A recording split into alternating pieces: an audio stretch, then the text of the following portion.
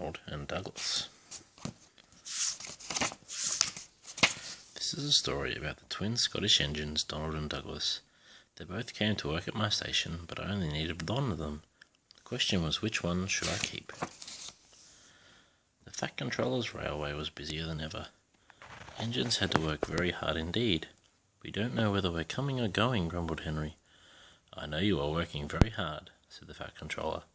So I've arranged for a new engine for goods work to come from Scotland tomorrow. But the next day, the Fat Controller got a surprise. Not one, but two engines arrived from Scotland. They were twins called Donald and Douglas, and they had lost their numbers. No one knew which one of them was supposed to stay.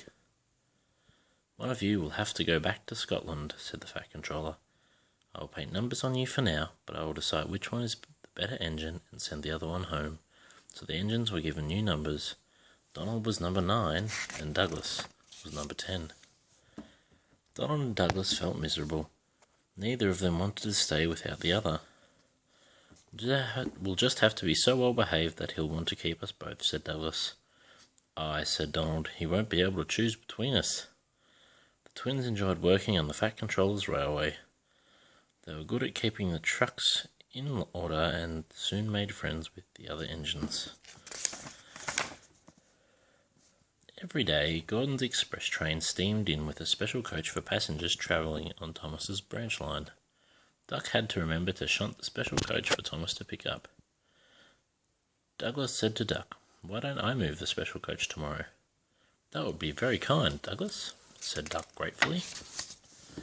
The next day, when Gordon arrived with the special coach, Douglas was busy worrying about being sent back to Scotland. I couldn't abide going back alone, said Douglas to himself.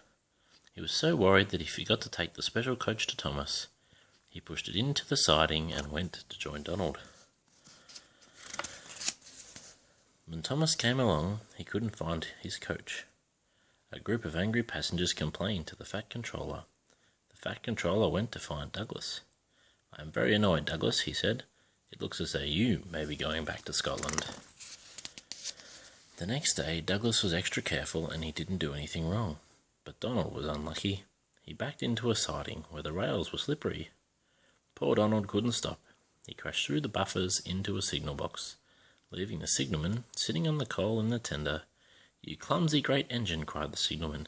"You've jammed my points." The Fat Controller was very annoyed. "I'm disappointed in you, Donald," he said. "I was going to send Douglas back and keep you, but now I'm not so sure." Donald felt very sorry. That night snow came to the island and covered all the tracks. Most engines hate snow, but Donald and Douglas loved it. They knew just what to do. They puffed busily backwards and forwards, patrolling the line.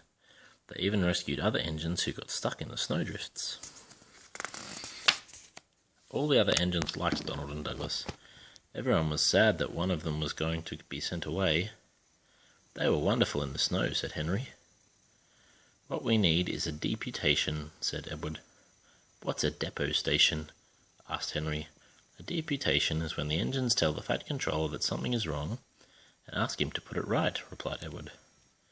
"I propose," said Gordon quickly, "that Percy be our desperation." So it was Percy's job to speak to the Fat Controller. He wished it wasn't. "Please, sir, they've made me a disputation, sir," said Percy. "To speak to you, sir." "Do you mean a deputation?" asked the Fat Controller. "Yes, sir. It's Donald and Douglas, sir. Please don't send them away, sir. They're nice engines, sir." The Fat Controller smiled. The next day the Fat Controller went to see Donald and Douglas. "I hear you have been doing good work in the snow. What colour paint would you like?" The twin engines stared at him. "Blue, please, sir," they said in surprise. "Does this mean we'll both be staying, sir?" asked Donald. "It certainly does," said the Fat Controller. But the rest of his speech was drowned in a delighted chorus of cheers and whistles. The end.